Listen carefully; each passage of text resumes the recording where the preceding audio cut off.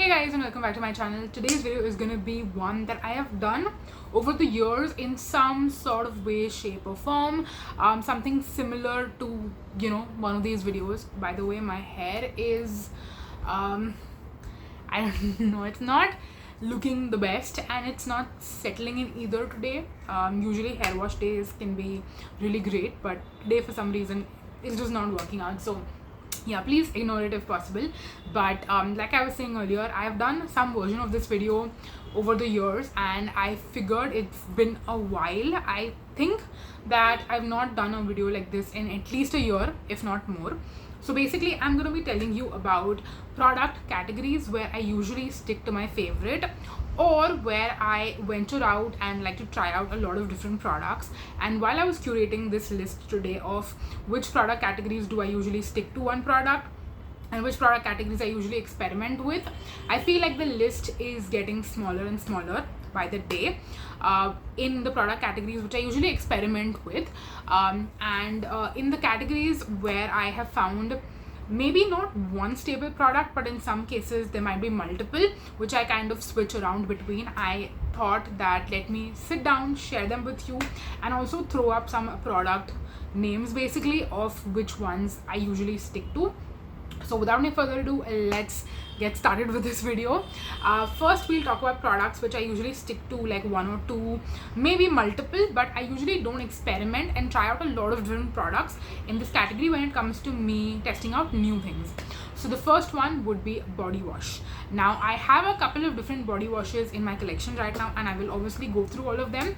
I was actually going through a pretty big trying out different body wash phase in 2024, and that is how I accumulated a lot of these. But now that I've tried out so many, I think my thirst, or rather my excitement to try out different ones, has kind of calmed down a bit, and I have found out that the Fiamma Deos one works really great for me. I really love the scent of it, and it's also very economical and affordable. Like, I think in 2025 my whole perspective in terms of products has quite shifted. Not just products, but my mindset in terms of spending money has shifted a lot. Matlab, every single time I think about buying something, I always think, is this going to be a flop potentially, or it's going to be a success? If it's going to be a success, I'm more likely to buy it, versus if I don't think it'll be a success, I'll rather just skip on it. Sometimes I think, okay, maybe I should try it out because I'm supposed to review products over here, but still I go with I would say I'm not very risky when it comes to trying out new things a lot of the times. So yeah, basically coming back, when it comes to being like, thoughtful and thinking about economics, I always go for like products which are either value sized or they're more affordable. They do not cost more than 500 rupees if at all possible, if I can manage that. So, and when it comes to body washes, my favorite is Fiamma Deos. I would say I love Plum as well, specifically the cherry one. I have not used that in a minute, and I feel like if I do go back to repurchasing something new that I don't have in my collection right now, I'll repurchase the Plum cherry body wash. What else do I really love? I think those two are the biggest ones which I see myself go back to repurchasing eventually. So yes, I don't wish to, at least for a while, experiment with any new body washes, and that might change in the future. Maybe in 2026 I'll go back to trying out a lot of different body washes, but for 2025 I'm pretty sure I'm going to stick to what I know and love and just keep cycling and rotating those. Then for the second category we have body lotion. Now this one you might be surprised with, you might not be. I don't experiment too much with body lotion. Again, this was also a category which I did some experimentation with in 2024, but this year specifically I have discovered that I have my daytime body lotion favorite, my nighttime body lotion favorite, and I also have some SPF body lotion favorites too. So I'm just gonna stick to what I know and love in terms of daytime body lotion. The Joy Intense Repair body lotion, I think that's what it's called. No, Intense Moisture. It's literally kept right there, which is why I looked over there. It's called the Intense Moisture Dryness Repair body lotion. That's what I'm going to be sticking to and using. I bought a couple of backups, and I have decided that's going to be the only one that I'm going to repurchase at least for a couple of months, and that might again change, but so far that's how I feel. In terms of retinol body lotion, the Chemist Play retinol body lotion has been my favorite for a couple of years, and I think it's going to stay that way. And then for SPF body lotion, I really enjoyed the Plum Hawaiian Rumba one. I also like the one from Earth Rhythm, which I'm currently using, which is the purple color packaging. Those two are really good ones. And then I would say VLCC is like third position, but VLCC is not that much of a favorite. If I had to repurchase an SPF body lotion, I would either repurchase Earth Rhythm or Plum, the Hawaiian Rumba one. Okay, let's move on next to shampoo. Now this is a category which I've told you for years and years and years that I do not experiment, because I stick to my favorite Tresemme shampoos. You guys know that, so I'm not going to talk about it too much. But yes, I think we all have our favorites for shampoo, and usually it's always best to stick to, you know, what favorite you already have. Then moving on next to makeup remover. Now this is another category I would love to experiment in, but I feel like makeup removers can sometimes get expensive, especially if you are someone who wears makeup every single day. With certain makeup removers you can fly through them, and it's also not a product you can like use less of, because then I feel like if I'm using a lesser quantity, it's not removing my makeup that well. And I'm specifically referring to like cleansing balms. So that is why I have kind of stopped using cleansing balms, even though the Plum one was a favorite. I'm just more lazy nowadays, which is why I go for my Foxtail Daily Dew It Cleanser, which is like a 2-in-1 makeup remover plus face wash, which is why I don't have to use a double cleanse. I can just use one product that does both the things for me, and this has been a constant go-to which I have not changed, and this is also a category which usually I don't tend to prefer trying out a lot of different ones. I just stick to what I know and love. So yes, makeup remover is my fourth category which I don't really experiment with that much. The fifth category is chemical exfoliators. Now this is another category where I was experimenting a little bit. I was trying out some different AHA toners. Now I have actually felt like I can kind of stop using AHA toners, and I have my favorite Foxtail Diva, which is like a serum-ish kind of a product. I want to say it's a little bit more of a thicker consistency than a typical serum, but yeah, it's like a cream serum kind of a situation, and that is my favorite chemical exfoliator, and that is what I'm going to probably stick to at least for a while. And obviously if that will change, I will let you guys know, but that's how I feel as of now. Then moving on next to our sixth category is retinol. Now for retinol, again, you guys know that I stick to basically the most affordable option that I can find, because again, it's something that I keep going through because I use it pretty much every single day. So my Foxtail retinol serum has been my favorite for, I want to say, almost 2 years at this point, maybe even longer. So that is another category I don't experiment with, and if you are a regular viewer, you would already most probably know that. And our last category of products which I don't really experiment with is underarm roll-on. Now I have done my fair share of experimenting, and I think the one that works the best for me is the Chemist Play roll-on. There are a couple of different variants that I might switch between off and on, but that is actually the best one. I was also using like stick deodorants a little bit in the middle here and there, but those I feel can be a little bit wasteful as well, versus underarm roll-ons, the liquid kind and the Chemist Play ones specifically tend to be like, you know, the best ones that I have at least personally used. There are some other ones, like there is Dot & Key, there is Dr. Shades, which I haven't even tried out yet, and I might consider at some point trying it out in the future. But it's one of those things ki if you have a favorite, then I don't know why would you potentially want to experiment. So I'm just gonna stick to my favorite. Then we have two categories where I usually can sometimes experiment, sometimes I don't. Currently I am in a little bit of a testing new products phase, but I also know that I will go back to my favorites every, you know, like thoda bahut try out karungi, but then I'll go back to my favorite. that is face wash and night cream.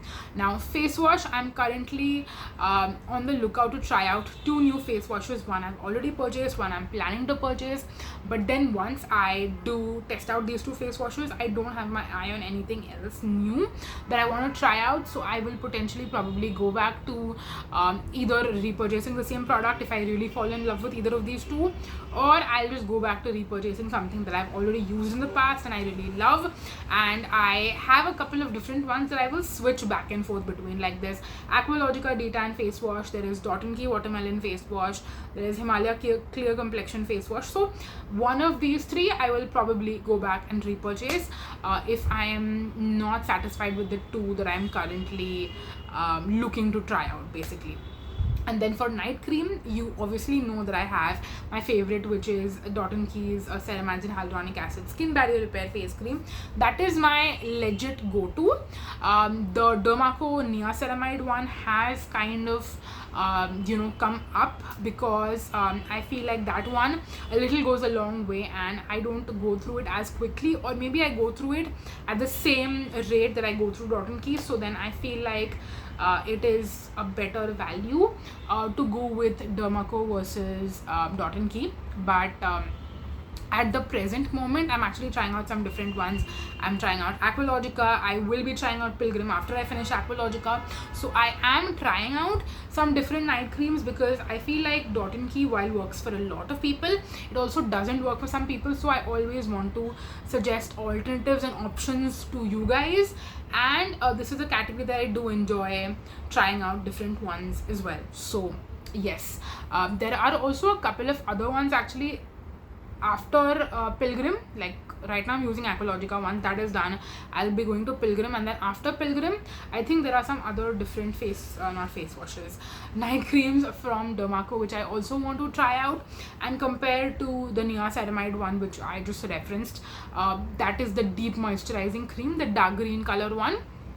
So I want to do comparative analysis, which I do really enjoy doing, to be very honest. So for that reason I will probably try out some different ones, but eventually I want to stick to having just one holy grail for myself personally, and I'll always go with the one that is the most economical and affordable.